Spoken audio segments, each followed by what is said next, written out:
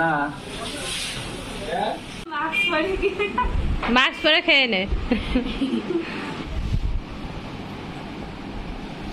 এটা আমার ছোট আন্টিদের বাসা, আমরা চলে আসছি। আর এই যে আমার ছোট ভাই, আর এটা আমার ছোট ছেলে, মামার ভাগ্নে, বিশ্ব খারাপ। এটা আন্টিদের ড্রয়িং রুম। আর এখানে আন্টির অনেক পুরাতন একটা ছবি আছে নানুদের বাউরের পাশে ওঠানো, আর এই পাশে সিথি।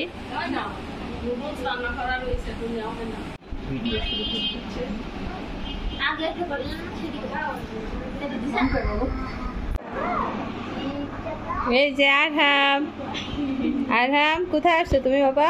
ছোট নানুদের বাসায়, নানুদের বাসায় আসছো? আরহাম অনেক খুশি।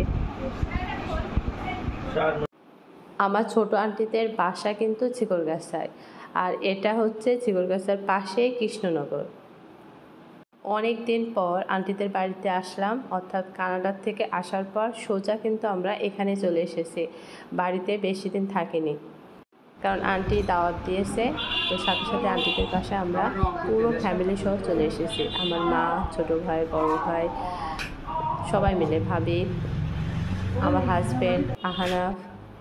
আর আগে যখন চিকলগাছায় বাজার করতে আসতাম বা কোনো কিছু কেনাকাটা করতে আসতাম, তখনই কিন্তু আন্টির কাছে চলে আসতাম। যে এখানে আন্টি লুডুস রান্না করে দিয়েছে, আমরা এখন লুডুসটা বেড়ে খেয়ে নিব। আর যেহেতু নিজেদের বাসা, তো এই জন্য সবাই নিজেদের মতন করে খাওয়া দাওয়া করবো। আনাপে লুডুস খাওয়া গেছে, আবার লুডুস নেবে। লুডুসটা অনেক মজা হয়েছে, তাই না বাবা?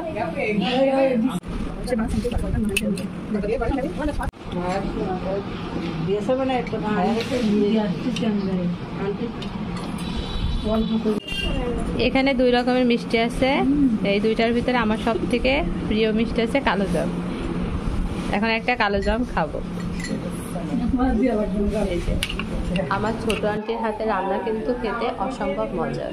মা খালাদের হাতে রান্না খেতে কিন্তু কার না ভালো লাগে বলুন তো? মায়ের হাতে রান্না যেমন ভালো লাগে, ঠিক তেমন খালাদের হাতে রান্নাও কিন্তু সেম মনে হয়। আমার মা খালারা কিন্তু প্রত্যেকেই খুবই পরিপাটি। আমার আন্টিদের বাসা অনেক কিছু নাই বা অনেক বড় লোকও না, কিন্তু আন্টি চেষ্টা করে, বা আমার খালাতো ভাই মানে শেহাব, ও চেষ্টা করে তার বাড়িটাকে সুন্দরভাবে পরিপাটি করে গুছিয়ে রাখার জন্য। আমাদের যতটুকুই থাক না কেন, অনেক বেশি থাকার দরকার নেই, কিন্তু যদি আপনি সুন্দর করে মানে ঘর বাড়িগুলো গুছিয়ে রাখেন, তো দেখতে কিন্তু অনেক ভালো লাগে। আমি কেন আমার আন্টির বাসাটা ভিডিও করে আপনাদেরকে দেখাচ্ছি, এই জন্য যে দেখুন আমার আন্টি কীভাবে মানে সব জিনিসগুলো সুন্দর করে সাজিয়ে গুছিয়ে রেখে দিয়েছে। প্রথমে কিন্তু বলে নিয়েছি আহামরি কোনো জিনিস নাই, আর আমার আন্টি কিন্তু আহামরি বড়লোক নাই, কিন্তু এই যে পরিষ্কার পরিচ্ছন্নতা থাকাই কিন্তু ইমানের অঙ্গ, ঠিক আছে? এটা কিন্তু সবাই থাকে না। আরহাম এখন 2 মামার আদর নিচ্ছে, আর আহানাফ এখন পিছনে চলে গেছে। এটাই হচ্ছে পরিবর্তন। এটা হচ্ছে আমার ভাইয়ের পড়ার টেবিল। ওর এবার অনার্স শেষ হয়ে গেছে, কিছুদিনের ভিতরে ও মাস্টার্স পরীক্ষা দেওয়ার জন্য ঢাকায় যাবে। আর এটা হচ্ছে ওর রুম, এটা হচ্ছে ওর রুম, এটা ওর বেডরুম, ও এখানে ঘুমায়। আমার মারা 4 বোন 2 ভাই, আর আমার মা হচ্ছে বোনেদের ভিতরে সবার বড়। আর এটা হচ্ছে আমার ছোট আন্টিদের বাসা।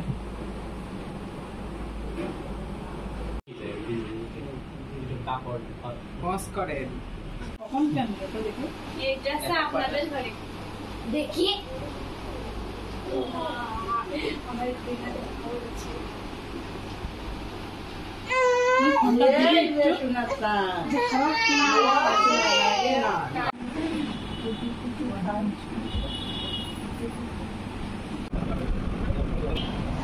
আমার ছোট ভাই খাদানদারি করে করে কষ্ট হয়ে গেছে, এখন খাওয়া দাওয়া করতে বসে গেছে।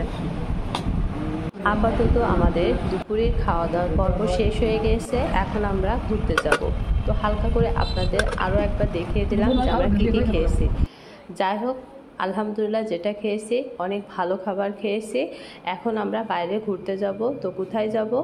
যেহেতু আমি যশোর জেলার মেয়ে, আর আমরা এখন এসেছি চিকলগাছায়, তো ঝিকরগাছার পাশেই যে নদীটা বয়ে গেছে অর্থাৎ কপোতাক্ষ নদ, আমরা এখন সেখানে ঘুরতে যাব। অনেক দিন ভ্যানে উঠিনি, তো আন্টিদের বাসায় আসলে ভ্যানে ওঠাটা হয়, কারণ যশোরে যেমন অ্যাভেলেবেল রিক্সা পাওয়া যায়, তো ঝিকরগাছায় এই যে ভ্যানটা কিন্তু সবসময়ের জন্য পাওয়া যায়, এখানে রিক্সা নাই। তো যাই হোক, সবাই মিলে একসাথে ঘুরতে যাওয়ার মজাটাই অন্যরকম।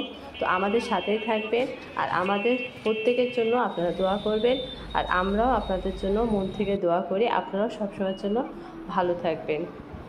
আর অবশ্যই as we like blogs YouTube চ্যানেলটি সাবস্ক্রাইব করতে ভুলবেন না, লাইক, কমেন্ট এবং শেয়ার দিবেন। আজ এই পর্যন্তই, আল্লাহ হাফেজ।